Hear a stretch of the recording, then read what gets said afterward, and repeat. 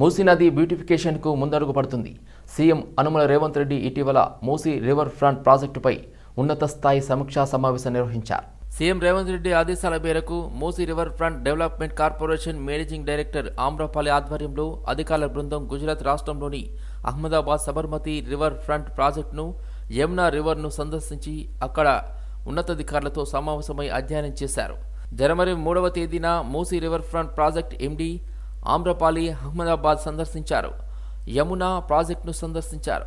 ఆయా ప్రాజెక్టుకు అనుసంధానంగా ఉన్న సివరేజ్ ట్రీట్మెంట్ ప్లాంట్లను, వాటి సామర్థ్యాన్ని పరిశీలించారు. ఈ సందర్భంగా కేంద్ర ప్రభుత్వం Namami Ganga project director general Ashok Kumar ఐఏఎస్తో కలిసి చర్చించారు. ఆ 2 రివర్ ఫ్రంట్ ప్రాజెక్టులు ఉన్నతాధికారులు తమ అనుభవాలను Musi river front corporation MD ఆమ్రపాలికి వివరించారు. మహేశ్వరం మండల పరిధిలో 60 మందికి మంజూరైన కళ్యాణ లక్ష్మి, షాదీ ముబారక్ చెక్కులను లబ్ధిదారులకు పంపిణీ చేశారు మాజీ మంత్రి ఎమ్మెల్యే సబితా ఇంద్రారెడ్డి. మహేశ్వరం మండలం పరిషత్ సర్వసభ్య సమావేశం మందిరంలో ఎంపీపీ సునీత ఆంధ్యనాయక్ ఆధ్వర్యంలో జరిగిన సమావేశంలో మహేశ్వరం మండలానికి సంబంధించి 32 మంది లబ్ధిదారులకు, తుక్కుగూడ మున్సిపాలిటీకి చెందిన 28 మందికి 60 లక్షలకు పైచిలకు నిధుల చెక్కులను అందించారు.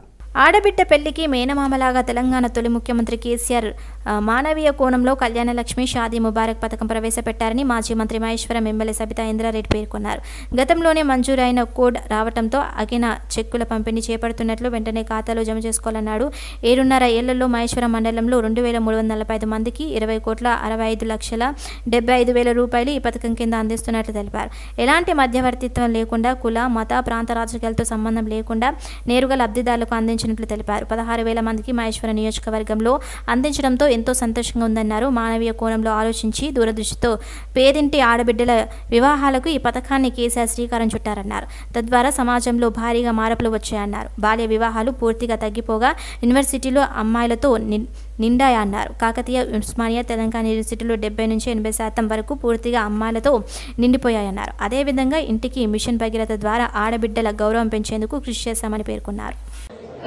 ఏదో చిన్న సాయం ఎక్కడి నుండి వచ్చినా కూడా తల్లిదండ్రులు ఎంత సంతోషపడతారు అనేది మనకందరికీ తెలుసు. మధ్యతరగతి వాళ్ళందరికీ కూడా, పేద మధ్యతరగతి వాళ్ళకి కనీసం పుస్తమెట్ట ఎవరైనా చేపిస్తే చాలు, కొంత హెల్ప్ అవుతుంది అనుకునే కుటుంబాలు కోకొల్లలు ఉంటాయి.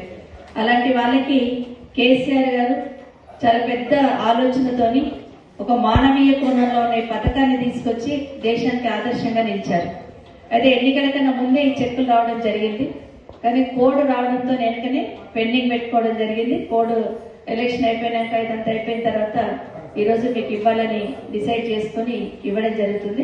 మీకు అందరికీ ఎవరి పేరు మీద అయితే చెక్ అందుకుంటున్నారో వాళ్ళు, ఆ పిల్లలు సుఖ సంతోషాలతో ఉండాలని, భగవంతుడు వాళ్ళకి మంచి జీవితాన్ని ప్రసాదించాలని మనస్ఫూర్తిగా కోరుకుంటూ, కేసీఆర్ గారు నిజంగానే నేను మన మండలి లెక్క చూస్తున్నా. 7.5-8 సంవత్సరాలు అయింది ఈ కళ్యాణ లక్ష్మి పథకాన్ని తీసుకొచ్చి. మన మండలంలోనే ఎంతమందికి ఇచ్చినామో ఏ సంవత్సరాలు అనేది మన ఎంఆర్ఓ గారు ఒక డాటా ఇచ్చున్నారు. అంటే 7.5 సంవత్సరాలలో 2,345 మందికి మన మహేశ్వరం మండలం, అంటే తుక్కుగూడ మహేశ్వరం కలిపి వస్తుంది రెవెన్యూ మండలం. ఈ రెండుట కలిపి 2,345 మందికి 20,65,72,000 రూపాయలు ఇచ్చారు. ఇది నేరుగా మధ్యలో ఎవరు లేకుండా, పార్టీలకు సంబంధం లేకుండా, కులాలకు సంబంధం లేకుండా మీకు అందరికీ కూడా ఒక చిరు కానుకలాగా, ఒక మేనమామలాగా కేసీఆర్ గారు 20 కోట్ల రూపాయలు మన మహేశ్వరం మండలంలోనే వేశారంటే దాని వెనకాల ఆలోచన ఎంతో గొప్పగా ఉందని ఒకసారి మనవి చేస్తా ఉన్నాను. ఏ నాయకుడు వచ్చి మీ దగ్గర అప్లికేషన్ తీసుకోలేదు. మీరు అప్లికేషన్ ఇస్తే చాలు, రెవెన్యూ డిపార్ట్మెంట్ వాళ్ళు ఎంక్వైరీ చేసి ఇమీడియట్ గా మా దగ్గర పంపించి సంతకం తీసుకొని అంత గొప్పగా పనిచేసిన రెవెన్యూ డిపార్ట్మెంట్ కూడా ఒకసారి చెప్పండి. ఎన్నికల ముందు ఎక్సైజ్ శాఖలో జరిగిన ఇన్స్పెక్టర్ల బదిలీలలో జరిగిన అవకతవకలపై సమగ్ర విచారణ చేపట్టాలని బీసీ పొలిటికల్ జేఏసీ రాష్ట్ర ప్రభుత్వాన్ని విజ్ఞప్తి చేసింది. నాంపల్లిలోని ఆబ్కారీ భవన్లో ఎక్సైజ్ శాఖ కమిషనర్కు జేఏసీ చైర్మన్ రాచాల యుగేందర్ గౌడ్ వినతి పత్రాన్ని అందజేశారు. గత ఏడాది జూలై నెలలో అప్పటికి ఎక్సైజ్ శాఖ మంత్రి శ్రీనివాస్ గౌడ్ తనకు అనుకూలంగా ఉన్న 30 మంది ఇన్స్పెక్టర్కు వారు కోరిన ఎక్సైజ్ పోలీస్ స్టేషన్కు బదిలీ చేసుకున్నారని తెలిపారు. అందుకోసం ఆయన స్వయంగా కేటీఆర్కు లేఖ రాశారని తెలిపారు. ఈ బదిలీలో కోట్లాది రూపాయలు చేతులు మారాయని ఆరోపించారు. ఎక్సైజ్ శాఖలో ఎన్నో ఏళ్లుగా బదిలీలు, ప్రమోషన్లు లేకుండా చాలా మంది ఇన్స్పెక్టర్లు ఆయా పోలీస్ స్టేషన్లలోనే విధులు నిర్వహిస్తున్నారని వివరించారు. ఈ విషయంలో ముఖ్యమంత్రి రేవంత్ రెడ్డి జోషం తీసుకుని గతంలో చేసిన బదిలీలను రద్దు చేసి న్యాయబద్ధంగా పోస్టింగ్లు ఇవ్వాలని రాచల యుగేందర్ గౌడ్ విజ్ఞప్తి చేశారు.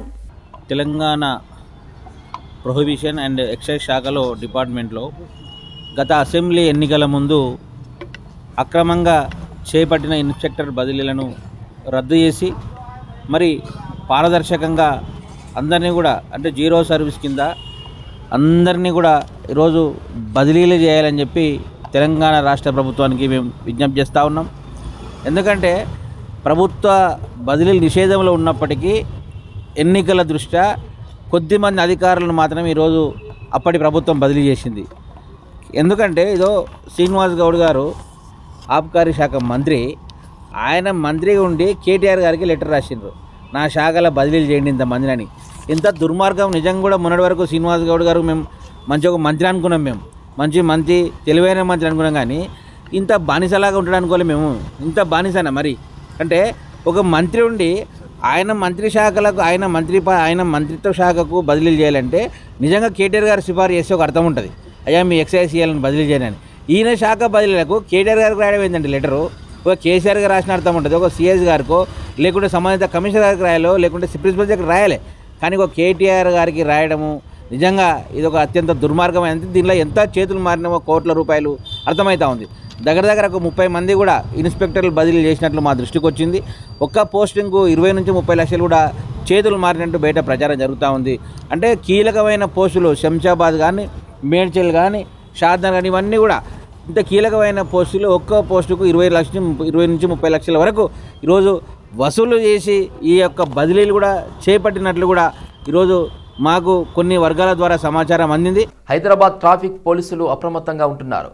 పరిమితికి మించి ఆటోలో ప్రయాణికులను ఎక్కించుకునే వారిపై చట్టరీత్యా చర్యలు తీసుకుంటున్నామని పోలీసులు హెచ్చరించారు. పరిమితికి మించి ఆటోలో ప్రయాణికులు ఎక్కించుకునే వారిపై చట్టరీత్యా చర్యలు తీసుకుంటామని ఆటో డ్రైవర్లు ట్రాఫిక్ పోలీసులు హెచ్చరించారు. సికింద్రాబాద్లోని సెయింట్ ప్యాట్రిస్ సెంట్రల్ అండ్ స్కీస్ high school, saint and province saint Mary పాఠశాల వద్ద ఆటోలు నడుపుతున్న డ్రైవర్లకు గోపాలపురం ట్రాఫిక్ పోలీసులు కౌన్సిలింగ్ ఇచ్చారు. పరిమితికి మించి పాఠశాల విద్యార్థులను ఆటోలో ఎక్కించుకోవద్దని పోలీసులు సూచిస్తున్నారు.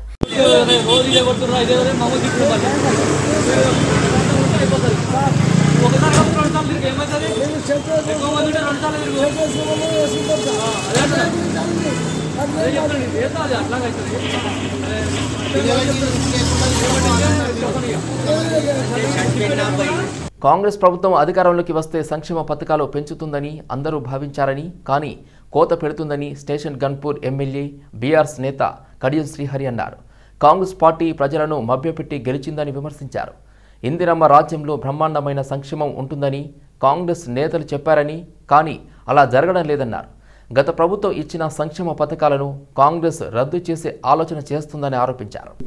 ఏదో మాకు తెలియదు, కానీ 6 గ్యారెంటీలు అని ఊకదంపుడు ఉపన్యాసం చెప్పారు. కానీ వాళ్ళు ఇచ్చిన 6 గ్యారెంటీలు ప్లస్ ఎన్నికల సందర్భంలో వాళ్ళు ప్రచురించిన అభయహస్తం అనే మేనిఫెస్టోలో ఉన్న హామీలన్నీ కూడా మేము లెక్క పెడితే మొత్తము వివరంగా చూస్తే అవి 420 ఉన్నాయి.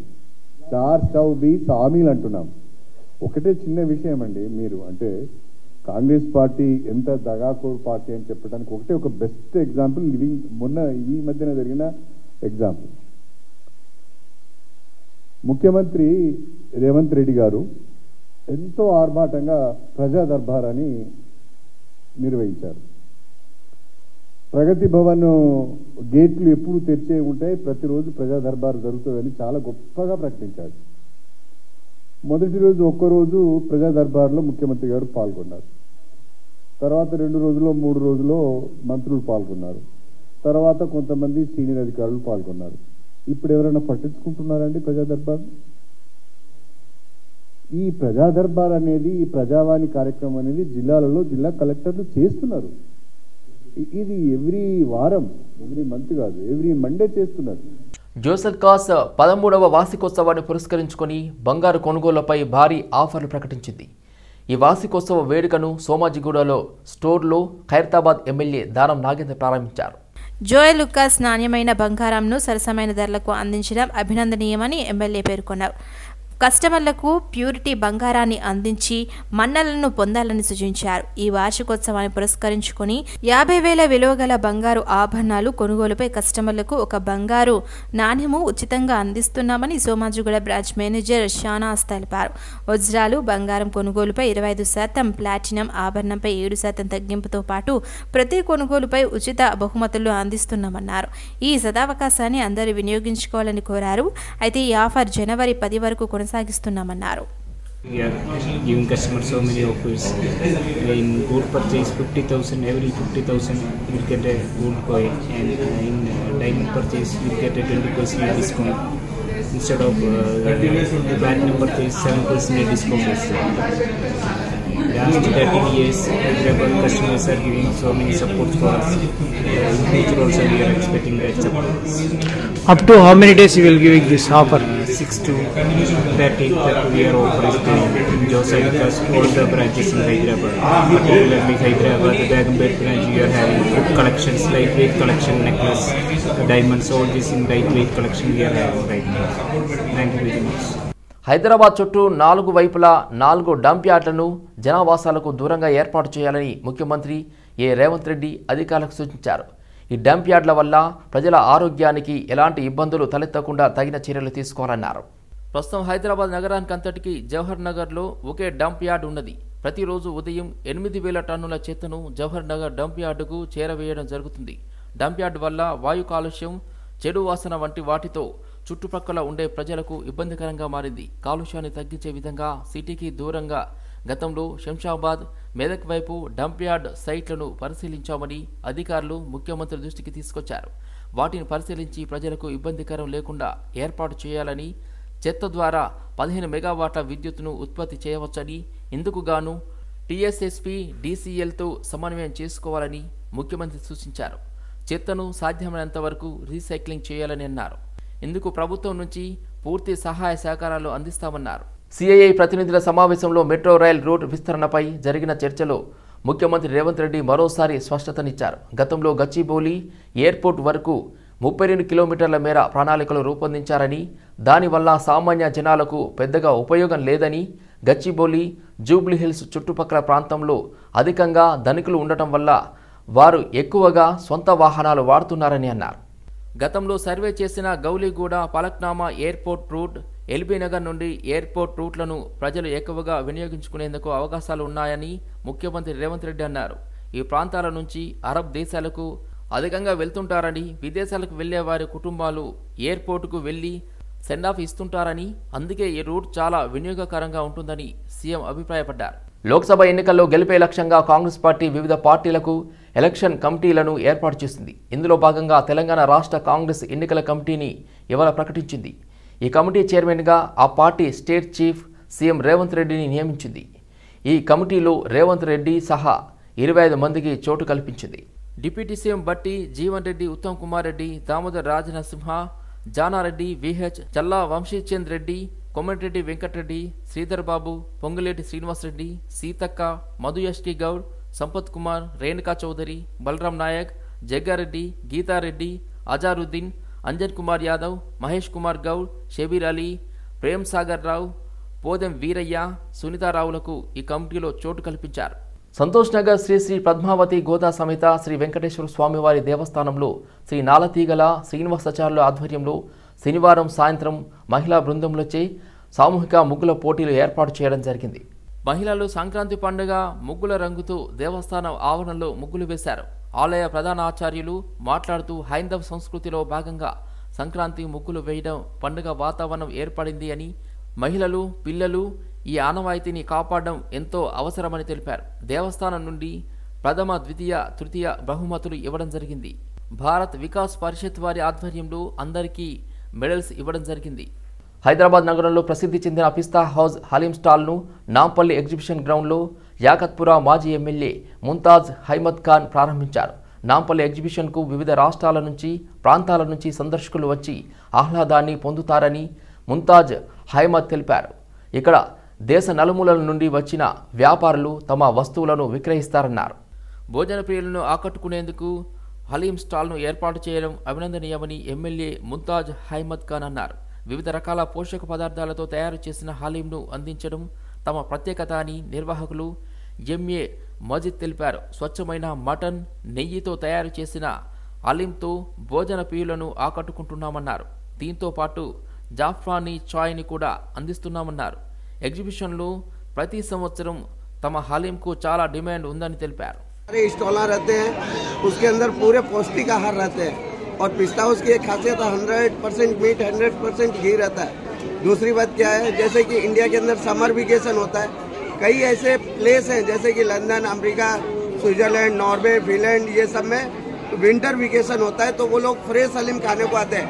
ऑलरेडी वहाँ पे कोल्ड हलीम में भी 3 मंथ की हलीम, हम वारंटी की जो हलीम निकालते हैं वो सब वहाँ पहुँचती है, लेकिन फ्रेश हलीम नहीं मिलती है. जो NRI है उनकी खास डिमांड पे हमारे जो पिस्ता हाउस की ब्रांच यहाँ पे स्टॉल लगाई हुई है और यहाँ पे हमारे ब्रूस्टेड चिकन है प्लस जाफरानी चाय है. హైదరాబాద్ నాంపల్లి నియోజకవర్గం టాపాచబుత్రాలోని ప్రజాపాలనా కేంద్రంలో శనివారం ఉద్రిక్తత వాతావరణం చోటు చేసుకుంది.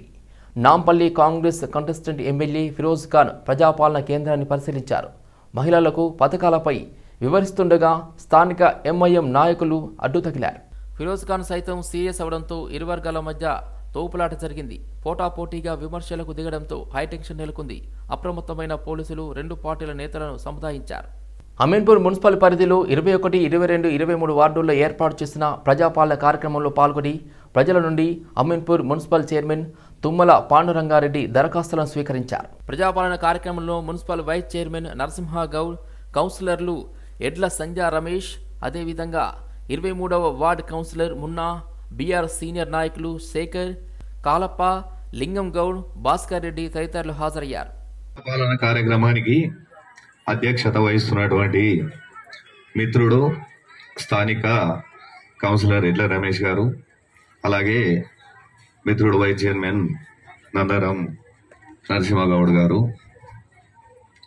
విష్ణువర్ధన్ రెడ్డి గారు, మేఘ మల్లేష్ గారు, జనార్దన్ గారు, అలాగే ఎక్స్ సర్పంచ్ చంద్రశేఖర్ గారు, మిగతా పెద్దలందరూ, ఇక్కడ కాలనీ వాసులు, ఇక్కడ విచ్చేసినటువంటి సోదరులందరికీ ప్రత్యేకంగా నమస్కారాలు తెలియజేస్తూ, ఈరోజు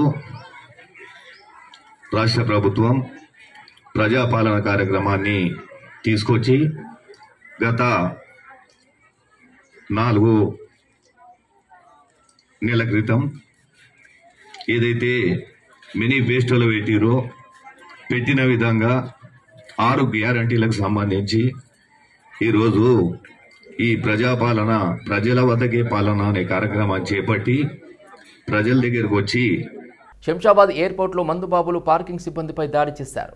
UK నుండి హైదరాబాద్ వచ్చిన 2 వ్యక్తులు ఎయిర్పోర్ట్లోని ఏరో ప్లాజా బార్లో ఫుల్గా మద్యం సేవించారు. రిసీవ్ చేసుకునేందుకు వచ్చిన మరో కొంతమంది కలిసి పార్కింగ్ సిబ్బందిపై దాడి చేశారు. పారిపోయేందుకు యత్నిస్తుండగా CISF సిబ్బంది చైన్ టౌన్స్ బారికేడ్లను వేశారు. టాటా సఫారీ కారులో ఉన్న 4 వ్యక్తులను అదుపులోకి తీసుకోగా మరికొంతమంది పరారీలో ఉన్నారు. పట్టుబడిన నిందితులను శంషాబాద్ పోలీసులకు అప్పగించారు. నిందితులపై కేసు నమోదు చేసి RGIA పోలీసులు దర్యాప్తు చేస్తున్నారు. పొద్దున 6:20 అట్లా సార్, మేము ఎగ్జిట్లో ఉన్నాము, తాగేసి వచ్చిండ్రు. పేమెంట్ కట్టురు అంటే ఎవరికి కడతాం రా లంజవాడు అది అని మా వాళ్ళని తిట్టిండ్రు. అయితే మా వాళ్ళు నా తానికి వచ్చిండ్రు, వాళ్ళు గొడవ చేస్తున్నా రారి అంటే నేను వీడియో తీసి ఆన్ చేసి పెట్టుకున్నాను. ఆన్ చేసి పెట్టుకొని సరే ఇంకో ఆయన క్యాష్ పేమెంట్ చేసుకొని నువ్వు తీసుకో, నేను వీడియో తీసుకుంటానికి తీసుకున్నా. వాడు లంజవాడు అది అని వాడిని పిలిపి వాళ్ళ లంజవాడుకుని పిలిపి నేను కూడా అనుకుంటున్నావురా నా కారు ఇడికింది అది అని అన్నాడు. ఆడికించి నా ఫోన్ తీసి పడేసి కొట్టాడింది.